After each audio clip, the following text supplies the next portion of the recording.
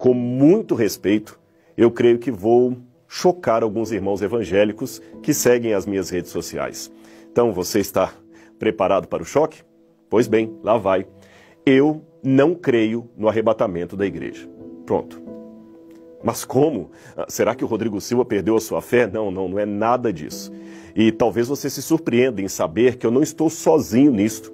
Uma pesquisa feita pelo Pew Forum sobre religião e vida pública entrevistou 2.200 líderes evangélicos de 190 diferentes países e descobriu que 32% deles também não acreditam que haverá um arrebatamento secreto da igreja no fim dos tempos. Quando a pesquisa muito semelhante foi feita com teólogos, desta vez norte-americanos, o número daqueles que negavam ou nutriam sérias dúvidas sobre o arrebatamento era da ordem de 60%.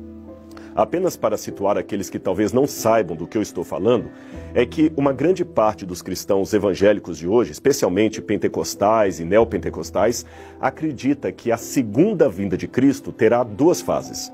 A primeira é quando ele vem de maneira secreta para arrebatar ao céu aqueles crentes mortos e vivos, conforme está em 1 Tessalonicenses capítulo 4, versículos 13 a 17. Nesta compreensão, uma multidão de pessoas irá desaparecer de um momento para outro. É por isso que, em alguns automóveis, nós vemos às vezes aquele adesivo escrito "Cuidado, em caso de arrebatamento, este automóvel ficará descontrolado".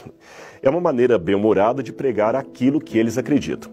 Bem, continuando então, em virtude desse suposto desaparecimento da igreja, que seria arrebatada por Cristo, haverá então 7 anos de tribulação na terra, governada pelo anticristo, que perseguirá o país de Israel, e nesse momento os judeus deverão se converter a Jesus. Então só depois disto é que Cristo volta, aí sim, numa segunda fase, em glória e majestade, em companhia daqueles que já haviam sido arrebatados anteriormente, e então reina 1000 anos sobre a terra.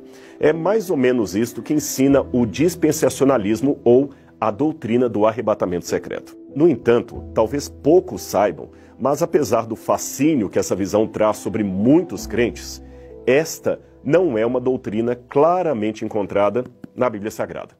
E mesmo que você diga não, está assim na Bíblia, deverá admitir que desde que o apóstolo João escreveu o Apocalipse até o ano de 1830, ninguém jamais falou dela. Ou seja, tivemos 1800 anos de cristianismo sem que ninguém sequer ouvisse falar do tal arrebatamento secreto.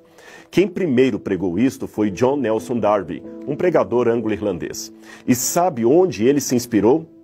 Nos escritos de um jesuíta espanhol chamado Francisco Ribeira, que projetou a profecia do anticristo para um longínquo futuro a fim de combater a doutrina ou o entendimento protestante da época, que via o Apocalipse 13 como se cumprindo no poder papal da Europa.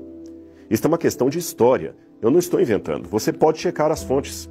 Os grandes reformadores, aqueles como Lutero, Calvínio, Zwinglio, os irmãos Morávios, Wesley, nenhum deles acreditava no arrebatamento secreto da igreja. Pelo contrário, todos falavam apenas de uma única e clara volta de Jesus, que acontecerá em apenas um estágio e será visível e gloriosa em todo o mundo, e não num arrebatamento pré-tribulacionista.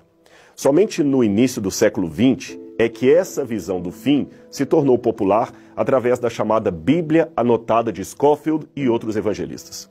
Agora, é estranho que uma doutrina assim tão complexa, tão bem elaborada como esta, e que seja supostamente bíblica, seja tão estranha na história do cristianismo. É estranho que nenhum servo de Deus a tenha percebido em 2000 anos de história da igreja.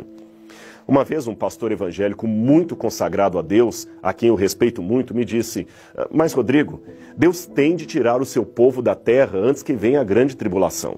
Veja, a história sagrada ensina que em todos os tempos, era ele argumentando, em todos os tempos de juízos divinos sobre as civilizações, Deus sempre livrou seus fiéis. Livrou Noé do dilúvio, livrou